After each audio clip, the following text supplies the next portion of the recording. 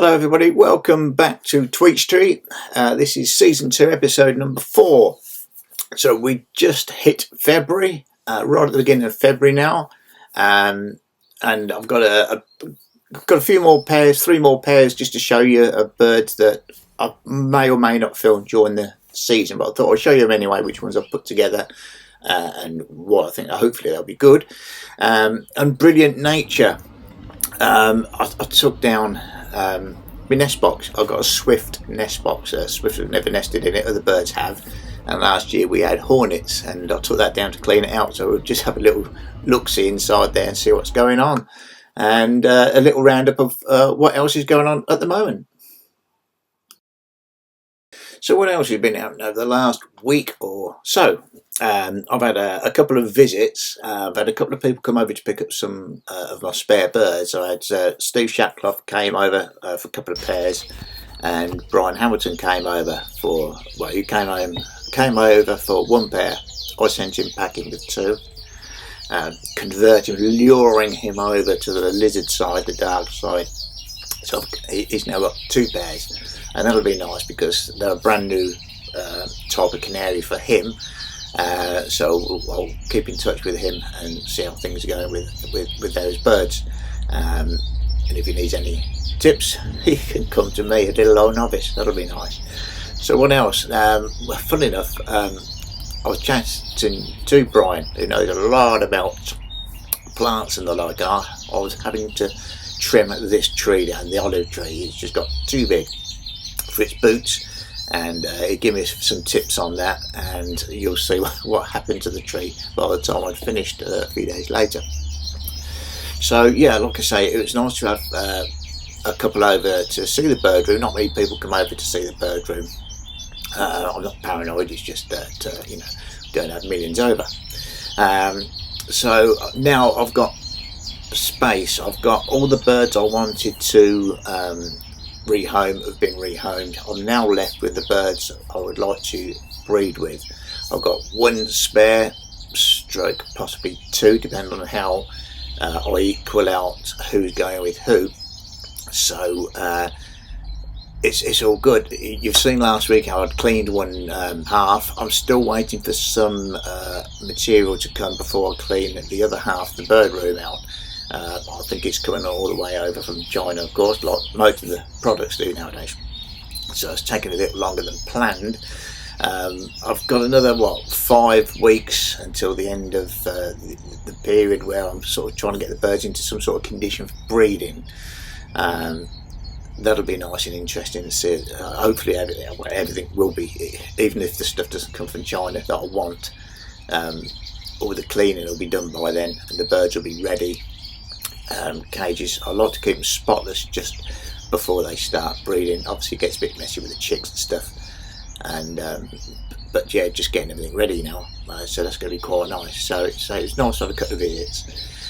Also, if you haven't been over to David's bird room to have a look at, he's got a great series called Getting to Know, and he's lots of different bird keepers and breeders have been over there and putting their little episodes on.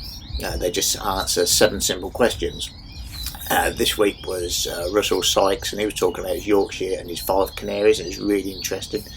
So I'll put a little link at the end of this episode so you can have a little look. I'll normally put a link over to Andy Beasley's one, but this week I'll pop one over to David's bird room so you can have a little look over there for a bit of content, and it's really nice. In the episode, Russell mentions if you have a stressful day, it's really nice to come home, go into your bird room, and very quickly you're grounded and you're chilled out again.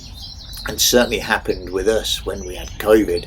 I think we were all very fortunate to keep birds, that our hobby was in the house or down the bottom of the garden. So even if it was locked down, you could go and chill out a little bit, and that's certainly the time I built my new bird room. It just makes you think about what you want to do and what you know in the future at times like that. So that's what we've done there. So I got a nice new bird room, and I started with the lizard canaries and ended up with a YouTube channel.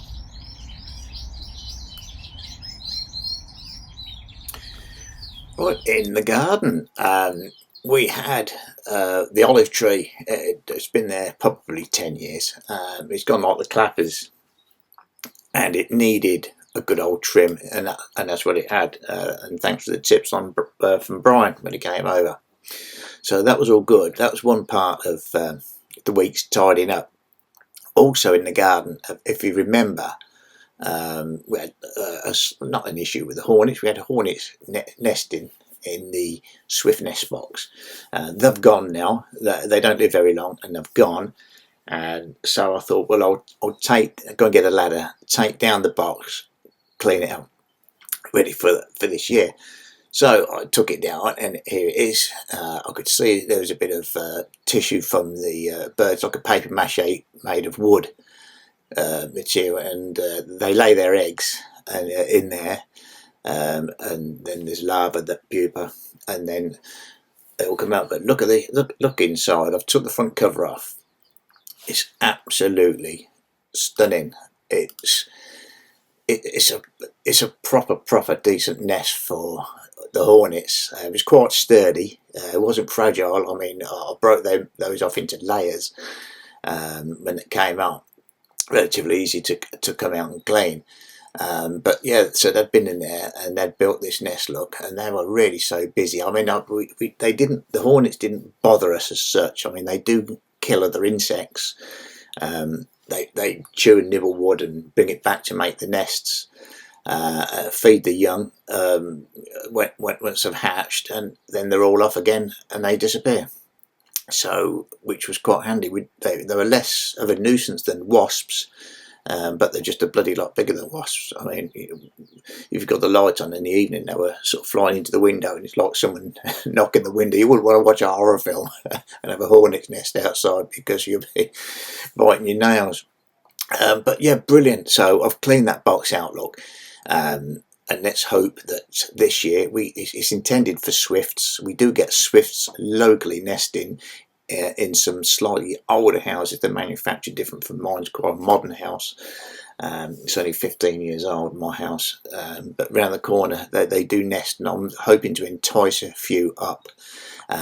We have had wrens nesting in there before. For a couple of years we've had wrens nesting, and we've cleared their nest out afterwards. We've not seen none of the young or anything like that.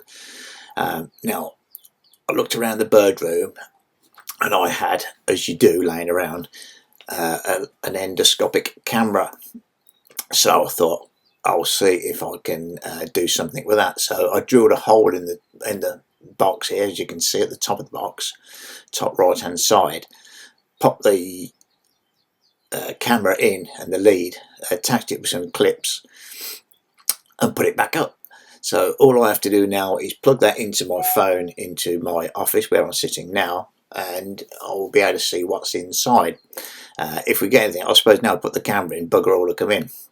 But it's there just in case, and I think that'll be something to look forward to. And I'll quite look forward to seeing if we get something. It won't be long before birds will be looking for sites, or maybe even a bird roosting at night. So we'll see what happens. It'll be quite exciting. Okay, everybody. Remember that the Grantham Cage Bird Society have got a do on the 13th of February this year. Rob Brown's doing a talk on softbills that starts at 7:30 in the evening. That's at the Railway Social Club, Hunting Tower Road in Grantham. If you need any information, Brian is the club secretary. Please give him a ring. And that's roughly where it is on the map.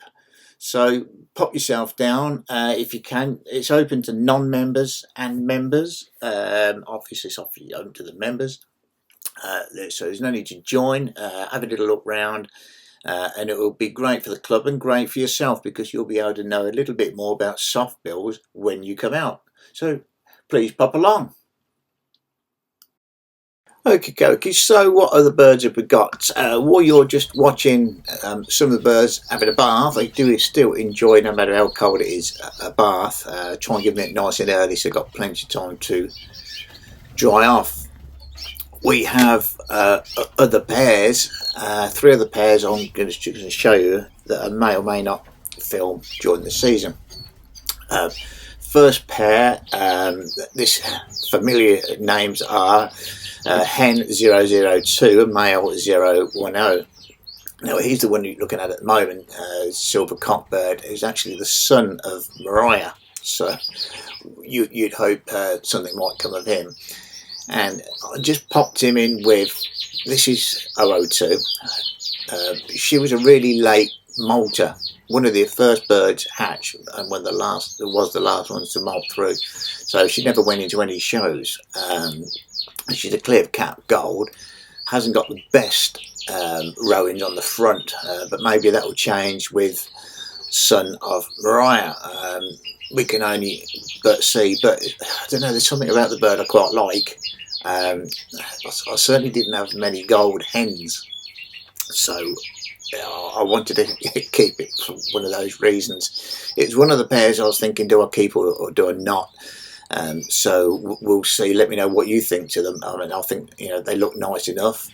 And we'll see how they go on. They might raise some really nice young in the spring. We'll have to find out. So the next pair, this is pair number 2. That's a gold cockbird, bird number 20, I think he is, if I remember right. Let me look at my notes. Bird 20. Now this was one of the hand-reared birds, if you remember watching from last year, when the parent, she croaked it, and I hand-reared the 3 young, and this was the cockbird, and he come forth natural, best natural at Stafford, so obviously they liked him there, and I thought, well, I'll try and keep him, and he's going with this. It's a quite nice, I like another natural, silver, hen silver, and I think they'll do quite well. That's bird 14. She wasn't shown. I couldn't take all of them. I've got enough show cages to take them all. I think she's quite a nice bird, so it'd be really interesting what that pair produce.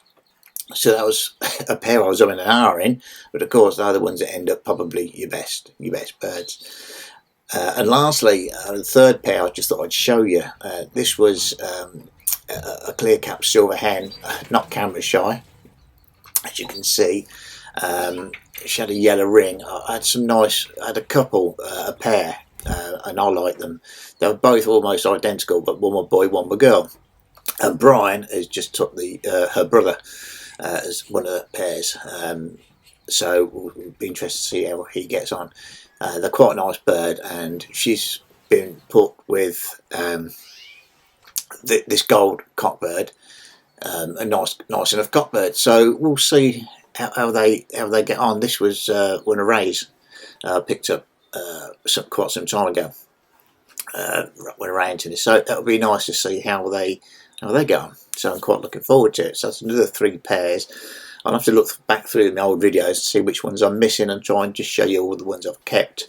But yeah, I don't know. It's well, 5 weeks away, 6 weeks now from breeding. We'll get them all in condition, hopefully, and we'll see how they all get on. Quite looking forward to it. So that's me for this week. So thank you very much again for watching. I'll just leave you a little outro clip that I've pre-filmed, and at the end I'll leave that link to Brian's bird room, so you can have a look at his little thing he's doing on getting to know it, because it's really quite interesting. So stay well, everybody, and I shall see you next week or the week after, whenever my next show will be. Bye bye for now. Well, thank you everybody for watching another episode of Tweet Street and sharing your time with me. So if you'd like to comment, please do so. If you've liked what you've seen, please click a like so I get an idea of where we are. If you'd like to share what you've seen with others, please do so. You know, spreading the love of the hobby, that's brilliant. If you could subscribe, you'll get to know when future content's coming out. And if you'd like to take it further and buy me a coffee, basically that's offering a small donation towards the running cost of the channel, you'd be very welcome.